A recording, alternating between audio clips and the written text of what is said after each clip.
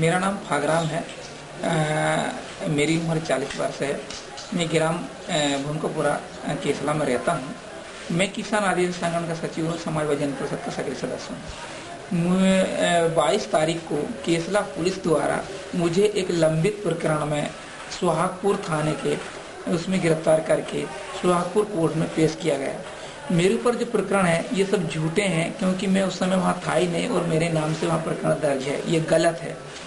मैं 22 तारीख को शाम को जमा नहीं कर पाया, उस कारण से मुझे मजिस्ट्रेट के आदेश के तहत वो पिपरिया उप जेल में फिर भेज दिया गया।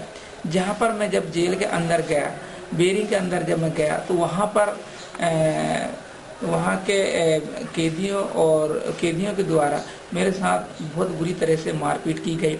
मैंने इन संबंध में वहाँ के जेल साहब को शिकायत करने की कोशिश की, फिर भी मुझे मारा गया। फिर मैंने वहाँ के एक हवलदार थे, उनको भी ये शिकायत की कि भाई मुझे इस तरह से मारा जा रहा है। तो उन्होंने कहा कि यार तू चुप रहे, ज़्यादा बात मत कर, तू चोर है। इसलिए उन बाकी लोगों से कहा कि इसको आज रात भर धो दो।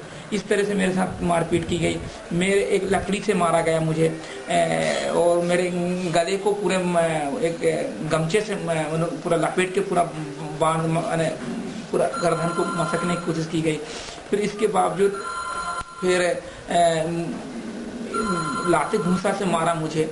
इसमें फिर उसके बाद कल 23 तारीख को जब मुलाजा के लिए मुझे लाया गया उनके दफ्तर, तो दफ्तर में भी मुलाजा के दौरान घूंसों से और थप्पड़ों से मारपीट की गई। ये इस तरह से बेरहमी से 2 दिन तक मुझे मारपीट की गई।